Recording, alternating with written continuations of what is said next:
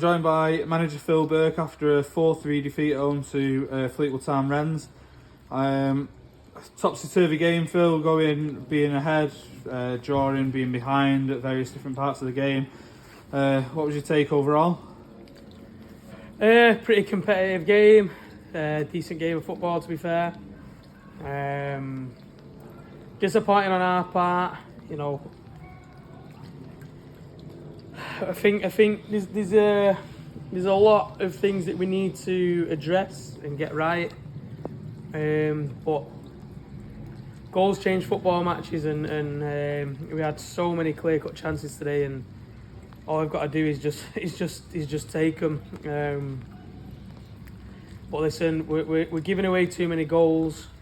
That's 8 goals we conceded in our 2 home games, which is nowhere near good enough.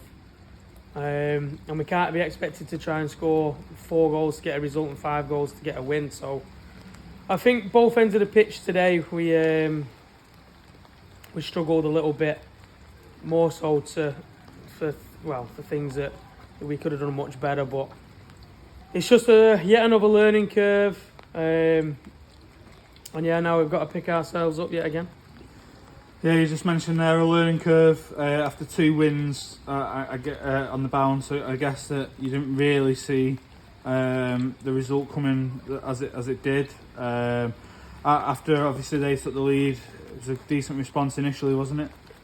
Yeah, I mean, in terms of not expecting the result, just because we won 2 games, we should never be thinking that we're automatically going to win the next one, especially in this league. I think the standard of the league is quite level throughout. I think results all over the place has kind of shown that.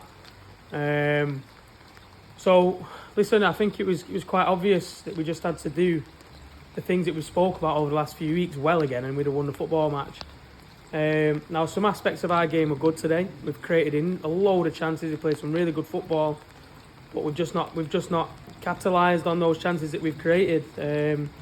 And obviously we've give a lot of soft goals away yet again. So it's disappointing, but like I've said, we've just got to pick ourselves up, and we've got to learn from these games before next week. Because if we don't, we'll just get the same result again next week.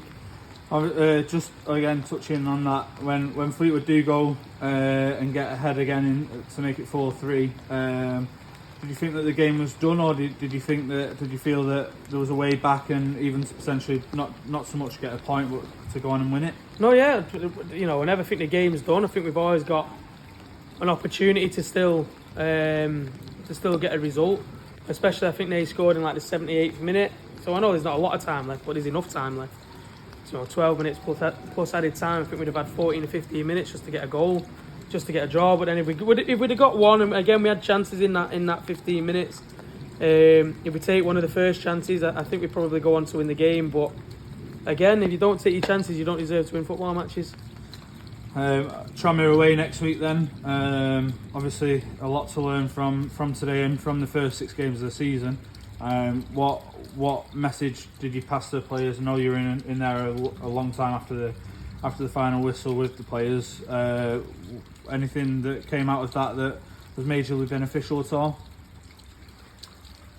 For me personally, no. Look, I don't want to go too in depth of what was said in the changing room. I think it's important that the conversations that we had in there stay in there, but we've just got to take the lessons that we've had from the games where we've been successful, from the games where we've not been successful, and we really need to get to grips with how you get results in this league. It isn't going to be as simple as just turning up, playing 50-60%, winning the game comfortably. Every single team are going to ask questions of us. Every single team are going to know what they're doing. Every single team are going to have a system in place. Every single team are going to know much more about us. And we have to start dealing with that. We need to start implementing messages, retaining information. And most importantly, we need to start showing our levels consistently.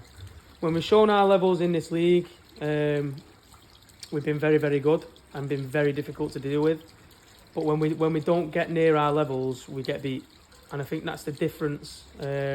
even last season there was plenty of games where we didn't reach our levels, and we got through. We got the wins. We got by. This season we've seen already after 6 games that is not going to happen. So we have to find a consistent level of performance, and it has to be a high level of performance. And we can't be off the boil too often as we have been so far, because as I've said, doesn't matter who we're against, whoever it is will punish us. Just finally then, this week sees the return of Celeste Gordon, which will be a major boost, I'm sure, to the team. Anybody else, any of the injuries, anywhere close, Kate or H potentially? No, I mean, Sel, first of all, it'd be great to have her back. You know, I think she's our proper out-and-out number 9. You know, the players that have been plugging the gap have done well, to be fair. I thought Liv again did well today, but look, Sel's our main striker, and it would be great to have her back, and she's been massively missed. But again, that's no excuse. We've had plenty of chances with very, very good players today, and but yeah, it is what it is. Again, like I've said, it'd be great to have Sel back. Others, no, I think we'll probably end up having less next week than we've had this week. But again, that's what we've got a squad for, and we have to deal with it. And again, that won't be an excuse going into next week's game. Thanks for your time, Phil, and good luck against Tranmere next week. Thank you, mate.